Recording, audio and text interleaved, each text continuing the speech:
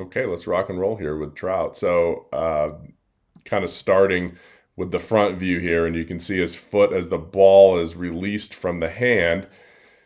As soon as we see the ball about maybe 6 or 7 feet out of the hand, you can see Trout's foot is up, and it's not going up anymore. It's going to be on his way down. Okay, so now we're going to bring him all the way to front heel plant, right about, well, let's stop at toe touch first. So at toe touch, you can really see how much his front shoulder isn't just below his back shoulder, okay, but it's turned in as well. We can see his number, we can see his name. And again, this is a right-handed pitcher. So we've talked about this with Ken Griffey Jr., the reason he hit lefties. There's only been, well, this was, I haven't done a study probably in the last 10 years on this, but there's only been two lefties that really, left-handed hitters that hit left-handed pitchers really well in history, and one was Stan Musial and one was Ken Griffey Jr. And if you look at them, they almost had like double jointed necks where they were able to stretch their head over their torso so they could stay closed with their shoulders, but also be able to see the pitcher with two eyes. I think Trout kind of has that same flexibility from the right side. So if you look at him right before his heel plants, he hasn't. Oh my gosh, I saw a video today, and I'm sure you have too, about every pitch we take, our legs should our hips should open and our bat should turn behind us, right? It's one of those. It's like the most aggressive take I've ever seen. Well, if you do that, you're gonna give yourself away on so many pitches, okay? Because you're gonna rush your shoulders and you're gonna rush your knees. Notice how his hips are opening a little, but it's from toe touch to heel plant. So I have him at toe touch. His front hip is totally closed here, okay? And then toe touch to heel plant. Now it starts to open, but notice how his hands are still back behind his head, okay? Importantly, we can see his hands here. Right before heel plant, his hands aren't trapped behind him. So many players are taught to pull their hands, the scap load. They overdo a scap load, and their hands are like to the right as we're looking at this behind his head. Okay, we have certification next weekend, or this weekend, I guess, a week from, well, yesterday. And one of the big things we talk about is keeping the knob visible to the ball. I always want the knob, if there's a camera on the knob, it has to be able to see the ball. But if the knob of the bat is behind your body, it gets cut off, and then we have to spin to get our hands through. So very important that, his hands are visible here.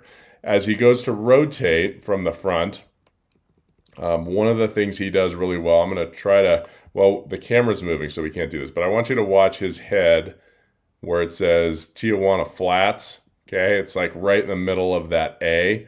Let's see if his head lifts at all. See how his head is still right in that A? So his head doesn't lift. A lot of people will lift and come up and out of their swing, and you have to be careful with that.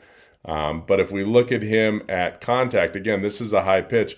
His barrel, for a guy that, typically swings up sometimes a little bit more, his barrel doesn't come from down here. This frame before, his barrel is almost on line with that. And then if we go back one more, the knob is kind of facing the ball in this position, right? When people say, all the old school people say knob to the ball, well, that's what they mean. It's not when the ball's on a tee. It's when the ball's, approaching the plate. You get the knob out in front, and then you release the barrel. So when he releases the barrel, he's very consistent, okay? In fact, if I put a line on this bat before contact, we're looking at roughly 29 degrees. If I take him right at contact and I put a line on that, he's at, where's the barrel? I lost the barrel there. 27 degrees, so he's within two. And then one after, it looks like he comes up closer to 20 degrees or so. So he's got a little bit of a flip there. But the reason he does is if you look at his right elbow, you can see how tight it is. So by extending your top hand, that keeps the barrel on this angle he's at right at contact. So it keeps the barrel going through the zone. But when you have absolutely perfect depth perception, then you don't need to probably do that quite as much as other players, which we see there. So let's take it to the side. But notice how there wasn't a hesitation, right? This was a slider. He just stepped, dropped his foot, and then went after it. So that's what makes me think that he was looking for it. So we're going to the side view. You can see big leg kick, right? And it is big, and he's kind of always had that. Sometimes I usually, what you don't want to have the knee do is get above the hip. I'll get some really wiry players that do that, but I typically, yeah, that's a riskier move for youth players, getting your front knee over your back knee. Okay, when you lift it up really high like that, that's a little bit tougher. But watch how quiet his hands are from the top of his stride. Are they moving away from his head? No, so many players are taught to load during this part. Look how his hands aren't moving at all. His shoulders aren't moving at all as his foot comes down. Okay, I mean, that is awesome.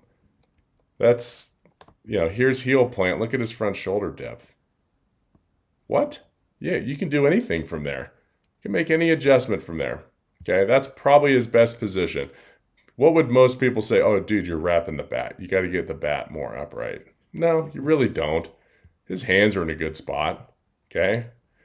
Then as he rotates, that bat stays next to his head. Then the front shoulder comes up. He's got a funny back foot, so let's keep an eye on that. It kind of rolls in a lot. Okay. You can see no bad drag, knob in front of the back elbow. All that is good. Okay, this is a higher pitch, and this ball is a breaking ball, right? So this ball is going to drop more than a high fastball at this level. So a high fastball, probably be four degrees drop or so, 4 or 5. This is a slider, probably at 6 degrees coming down here. And if you look at his barrel, right, he gets slightly underneath it here, but not much. Okay, and then he's on it here. So this is where he hits it. But what happens if he was like an inch early, right there? 1 frame early, he hits that ball off the end. And that's what I mean about his depth perception and his timing being so good. He can't really hit a ball out in front of his front toes. Because if he does, he runs out of bat. If he hits it here, he's going to hit that green line's the ball, right? He's going to hit that off the end of the bat. What would allow him to get all the way out here with his happy zone? Okay, so if his happy zone was there, like from the inside of his front knee, which it is, so he could double his happy zone if he took his top hand and finished. But see how he just kind of cuts it off as his right arm kind of extends up and to the left, and it doesn't extend all the way compared to most players. Most players, the right arm is straight on that line. And then the barrel's on that line, and that keeps them on plane longer. And he doesn't do that. Why? I guess he doesn't need to, right? I mean, I'm probably not going to tell him to change that. It's Mike Trout, okay? But he could be probably even better. The other thing you want to look at here, we can look at his head. His head's definitely not going to lift. Okay, I mean, that was like a really bad line there. I'm going to try another one. Let's try this. I'll draw this line kind of right on top of his helmet. So if we watch him swing, you can see he pulls his head back. So even though his back foot's moving a lot, he really pulls back and leans back. That gives him his upward trajectory. Okay, so that lean back or head going back as his front leg, and his front leg moves forward more than, a lot of guys, that allows him to swing up more. So if he were to swing up more with his hands and do that with his body, he would probably swing up too much, right? It's got to be a yin and a yang. We have to do both. You look at his footwork, his front leg pushing back. He definitely doesn't over-rotate. He's not a guy that spins his hips or tries to turn very fast with his hips. That's just not in his probably because he would pull off balls. But he rotates efficiently.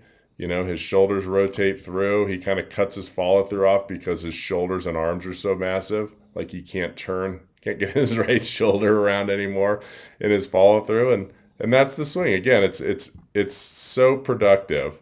If I play this full through, it's so productive, but it almost looks like he just cuts his swing off. Like he's just trying to, step forward and find a barrel. That's what it looks like. So again, amazing player with amazing skills, and his timing window is from his front knee to about his front toes. That's where he's going to be really good. And what's scary is it could be even better, which is pretty awesome. I mean, he could really do some things, but he never has. His right arm might not straighten out. It might not. My dad, who played football all the way through, played at college at Cal. Like his this is what my dad looked like if we pulled up old swings. There weren't very many, but when he was in the World Series, they had some swings. That was his extension. Like, he can't straighten his elbows. He's got so many broken bone chips in him. His elbows, neither one of them, from being a fullback and a linebacker, they don't extend all the way. He may not be able to extend. Okay, he may, have his right arm, his throwing arm could have some damage in there and limits it, but it really doesn't need to because he's so athletic. And again, his vision and depth perception are amazing. Last thing I'll touch on is when we talk about his posture.